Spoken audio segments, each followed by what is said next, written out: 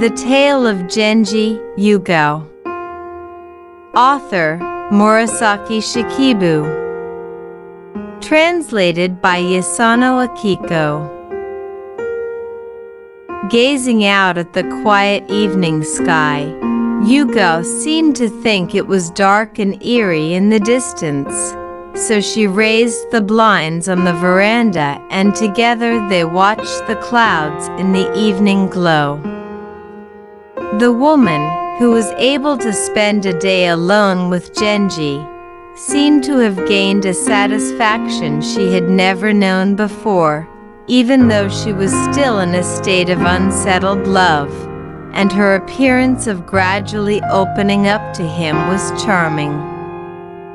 She stayed close to Genji, and it was very youthful of her to see how scared she was of this place. Even after having the lattice quickly lowered and the lamp lit, "I have no secrets left from me, but you still don't, so it's to blame," Genji complained bitterly.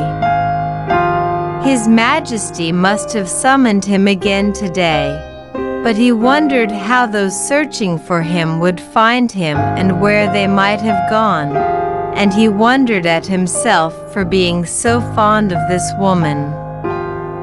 Even at a time like this, Genji's first thought was about his lover, thinking how much Lady Rokujo must be tormented.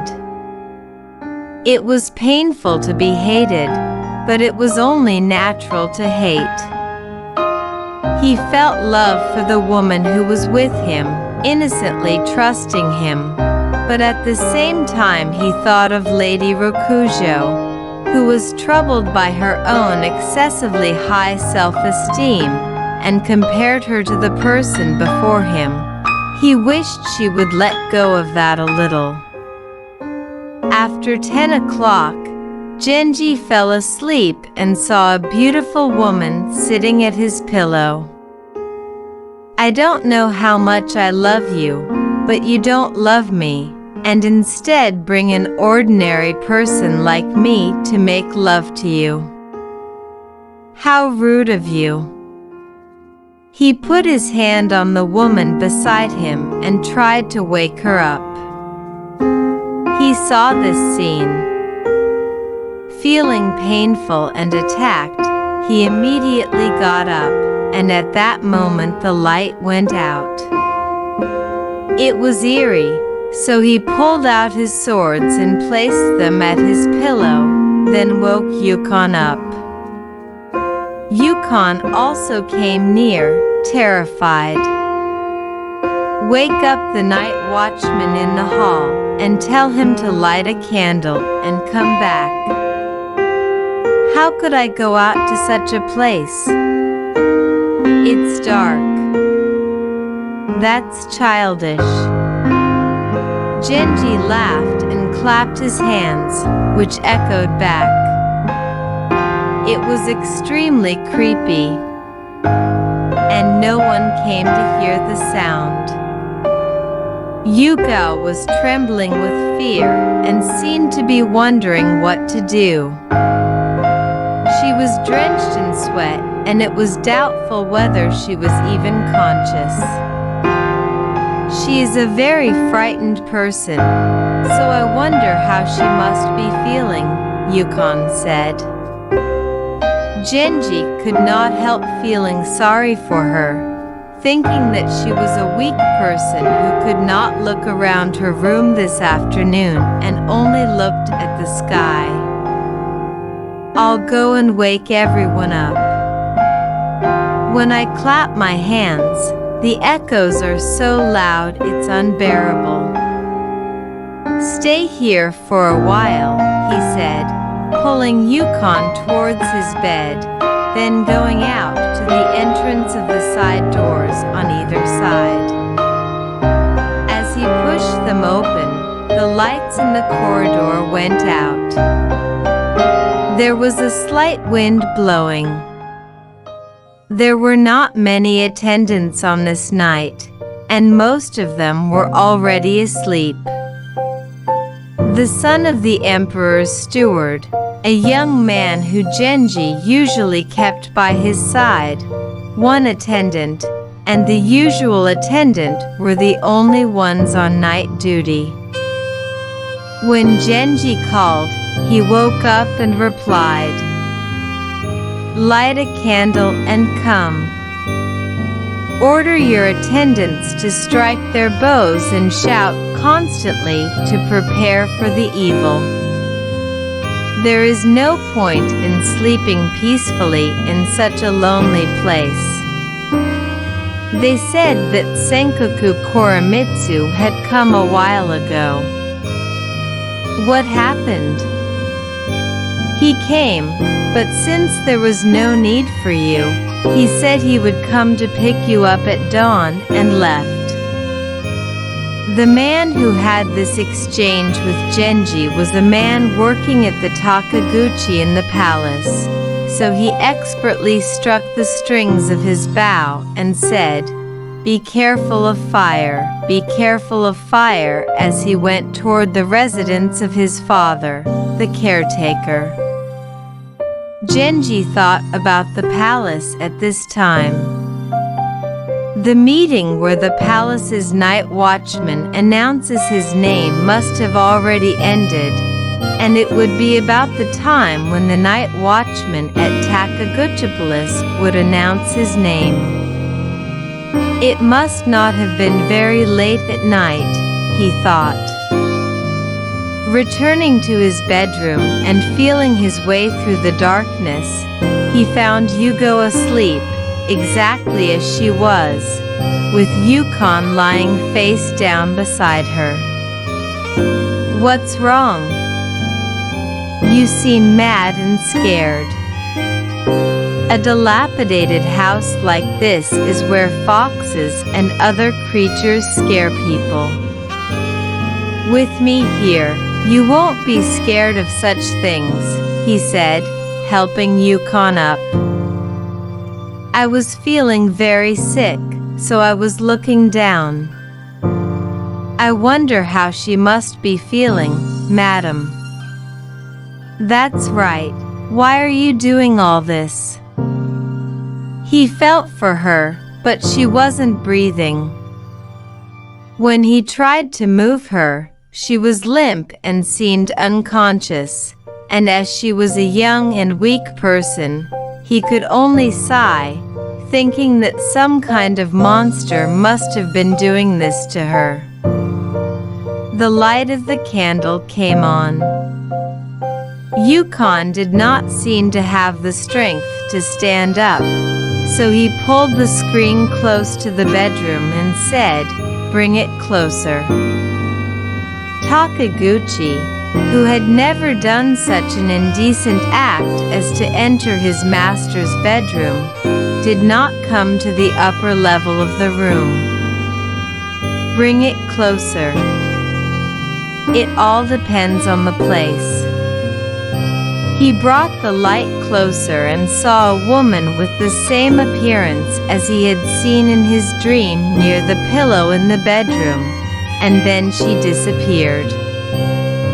Old novels say things like this, but Genji was terrified to think that it actually happened, but he was worried about what had happened to his lover and was not so afraid of what would happen to him.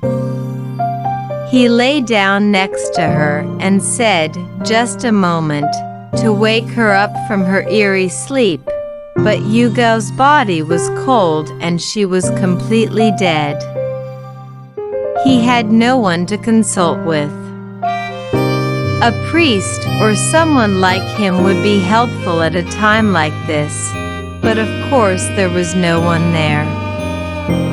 Genji had said something tough to Yukon, but when the young man saw his lover dead, he lost all sense and just held him still, saying, "Please live.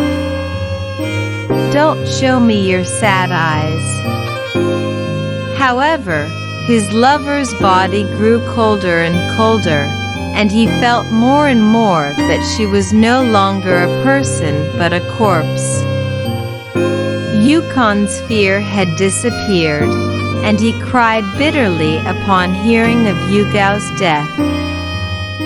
A demon appeared in the Shishinden Palace and tried to intimidate Lord Sadanabu, but Genji remembered how he had fled under the demon's threat and tried to force himself to be tough. Even so, you won't die like this. Night is a time when voices echo loudly, so don't cry so much, Genji warned Yukon, but he was stunned to think that a pleasant gathering with his lover had suddenly turned into this. He called Takaguchi and said, "Someone here has been suddenly attacked by something and is suffering. Order someone to go immediately to the house where Koremitsu Asen is staying and tell him to come quickly. If my brother Ajari is there, have Koremitsu tell him to come with us.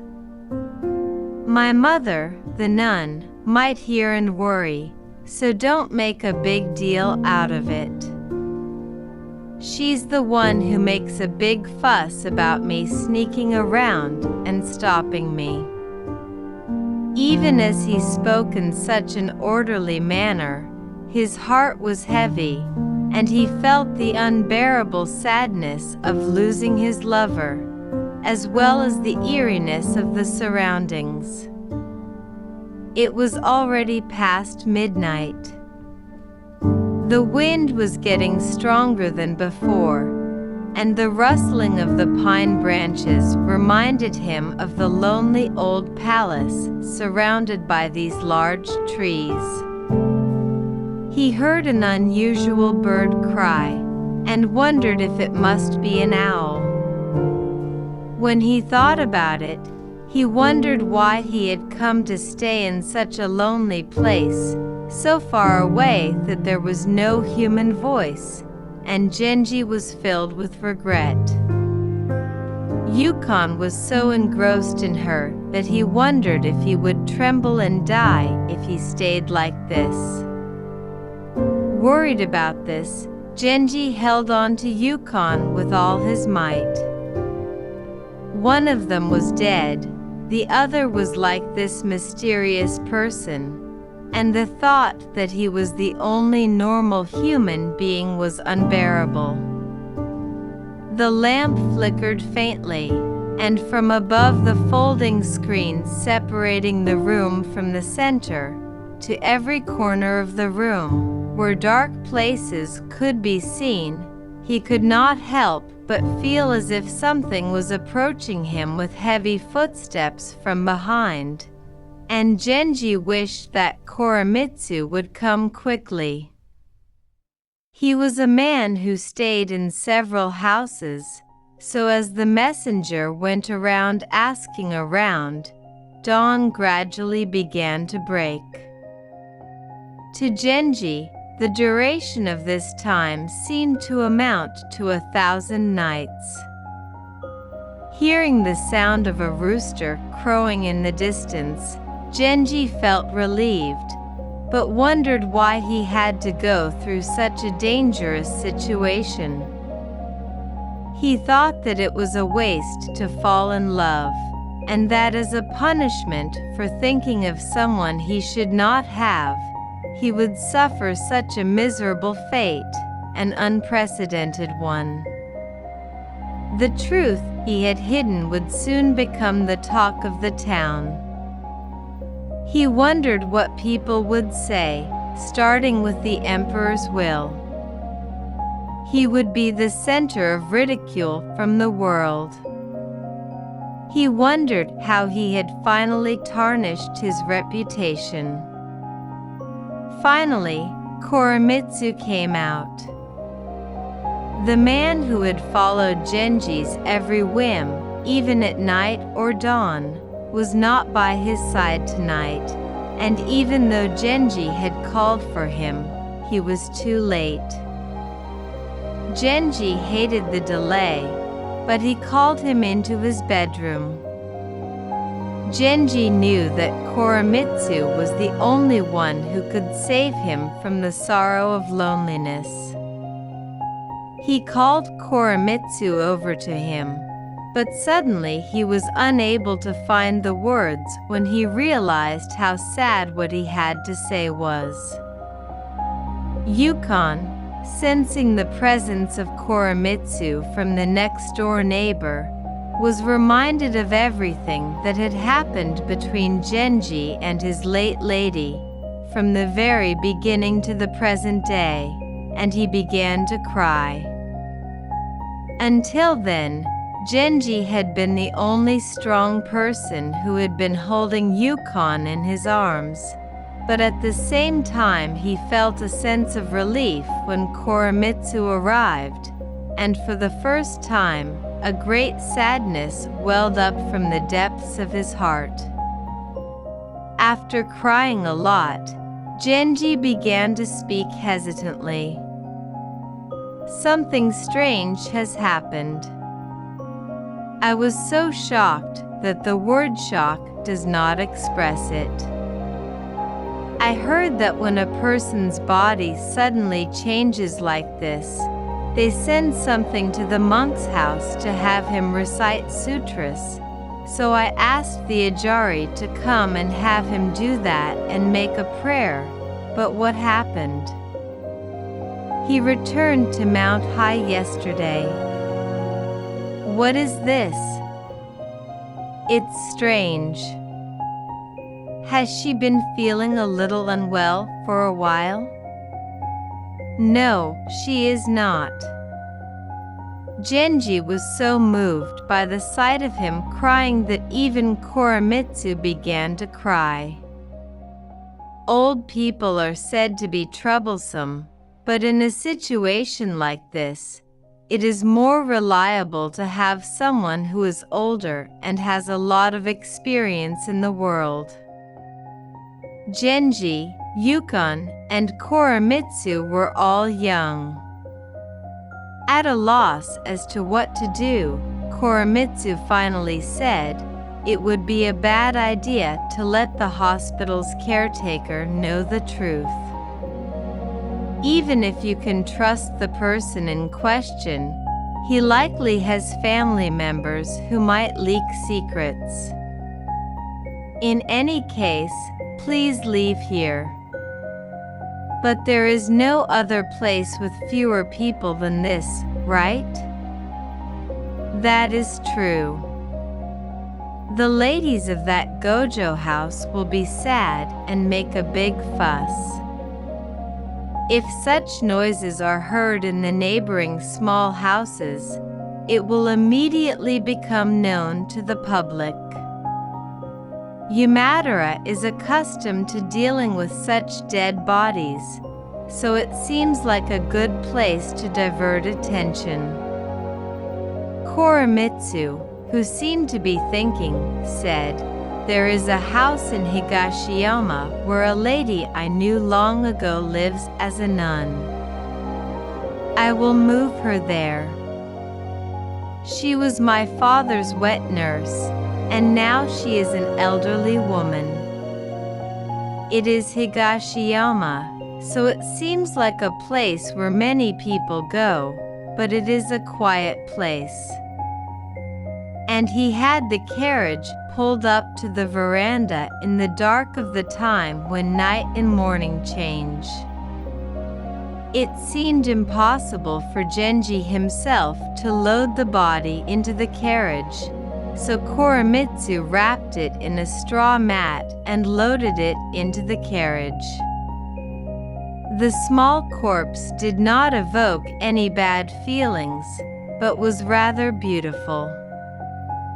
To avoid treating it in a cruel way, Koremitsu had not wrapped it around himself, and some hair spilled out from the side of the mat. When Genji saw this, he felt a dizzying sadness and wanted to be with him until the end, but you should return to Nijo-in at once, before the people wake up, Koremitsu said, and he placed Yukon on the corpse. He gave his horse to Genji and set out on foot, tying up his hakama. It seemed like a very troublesome task, but seeing Genji grieving made Koremitsu feel that he didn't care about himself at all. Genji arrived at Nijoin in a daze. He knew that the ladies-in-waiting were saying, "Where are you coming from? You seem to be feeling unwell," but he went into the bedroom and, clutching his chest, realized that what he was experiencing was extremely sad. Why hadn't I gotten into the carriage? What would she think if she were resuscitated? Would she resent having abandoned him? When he thought of such things, his chest felt like it was rising, his head hurt, and he felt a fever in his body, which made him feel miserable. He thought that he too would die. Around 8 o'clock, Genji had not woken up, so the ladies-in-waiting began to worry, and tried to persuade the master of the bedroom to have breakfast, but it was no use. Genji was in pain, and feeling lonely, as if his life was in danger, when a messenger from the palace arrived. The emperor was worried that he had not been able to see Genji, who had been dressed the day before. The sons of the minister of the left also came to visit, but Genji had only one of them, Tanachujo, say, "Please stand and come over here for a moment," and he met his invited friend from behind a blind. My wet nurse had been seriously ill since around May, and had become a nun, and perhaps because of the effects of the treatment, she had been feeling better for a time, but recently her condition worsened again, and she asked me to visit her just one more time before she died. I thought it would be cruel to make someone who had looked after her since she was a child feel resentful at the end, so I visited her. But one of the servants in the house had been ill for some time and passed away while I was there. I realized that the servants had been too embarrassed to tell me this, and had quietly taken the body outside at night. It is a time when the imperial palace is busy with religious ceremonies, and I have been keeping my house in a state of seclusion, thinking that anyone who comes into contact with such impurities should refrain from coming here. Also, I think I caught a cold this morning, and I have a headache and am in pain, so I apologize for coming here like this, Genji said. The middle captain said, "I will report it to you then." Last night, when there was music, the emperor himself gave instructions to search for you here and there, but you did not come, and he was not in a good mood. He tried to leave, but he returned again and asked, "Hey, what kind of impurity have you encountered? I don't think what you have been told so far is true." Genji was taken aback by what the middle captain said. "Please don't tell me the details as I have just told you, but simply say that I encountered an unexpected impurity. I will be off today then."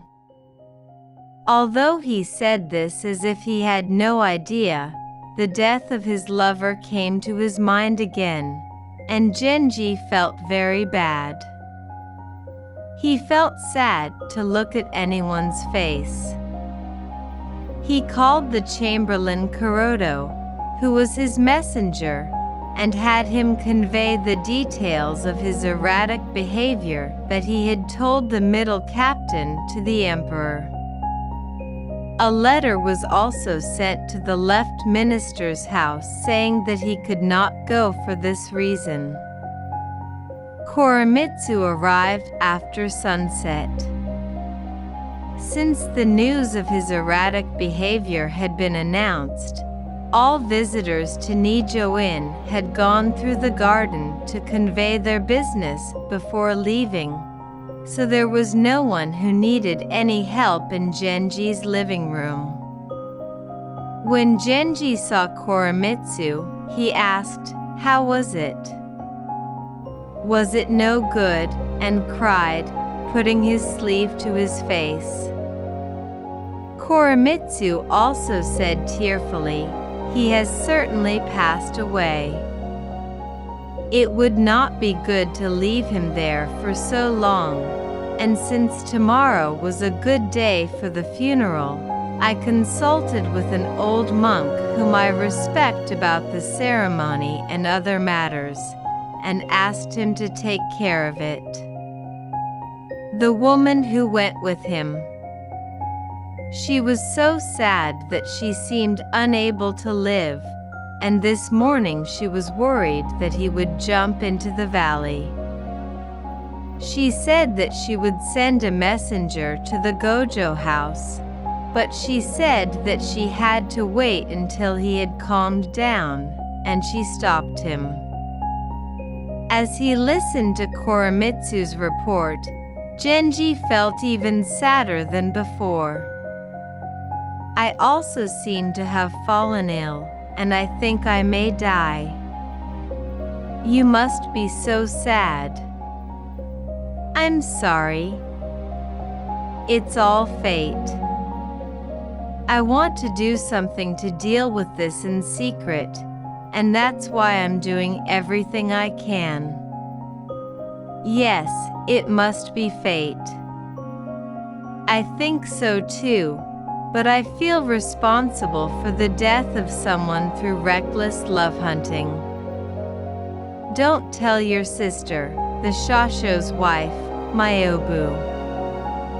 The nun is always complaining about things like that, and I'd be embarrassed if she heard me. I've told the mountain monks a completely different story." Genji seemed relieved when Koremitsu said this. The ladies in waiting, who saw the master and servant whispering to each other, said, "It's really strange. They say he's acting strangely, and he hasn't come to the palace, and they're talking like he's sad." They seemed confused. "It would be best not to have a funeral that's too simple and unsightly," Genji told Koremitsu. "That's not true. There's really nothing good about this," he denied it, and as Koremitsu got up to leave, Genji suddenly felt sad again. During the 49 days, Genji imagined what path the ruler would take the soul that still wandered in this world in the future, and all he did was recite verses from the Heart Sutra. Whenever he met to know Chujo, he had a premonition, and wanted to tell him about the recent state of the child whom the deceased had likened to a dianthus. But it was painful to hear his resentment for causing the death of his lover, and he found it difficult to leave. In the Gojo house, there was no way to search for the mistress's whereabouts, and Yukon was constantly worried, wondering why she had not sent any news since. Although it was not certain, it was said that the person passing by might be Prince Genji, so people tried to get some news from Koremitsu, but he seemed to have no idea, and love letters were still being sent to the lady in waiting. So people felt despair and thought that their master had been taken away like a dream. Finally, they began to imagine that a lecherous man such as the son of a local official might have accompanied his father to his post, hiding his identity, out of fear of Tano Chujo. The owner of the house was the daughter of Minoto, the wet nurse from Sai-no, Kyoto. There were 3 wet nurse girls, and Yukon was the only one who was a stranger, so they resented that no one was kind enough to let them know of her, and they all missed the lady. Yukon was displeased to be treated as if she were responsible for the lady's sudden death, and Genji also seemed reluctant to let anyone know the secret that he was the deceased's lover, so the days passed between them with no news of the young lady.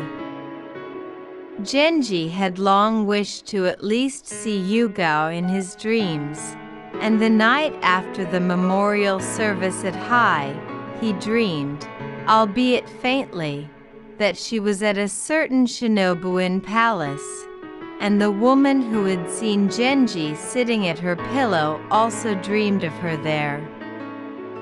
Thus, the mystery was solved. It was a supernatural spirit that lived in dilapidated houses, that had fallen in love with the beautiful Genji and had taken and killed his lover. Genji was horrified to realize that he himself had been in great danger.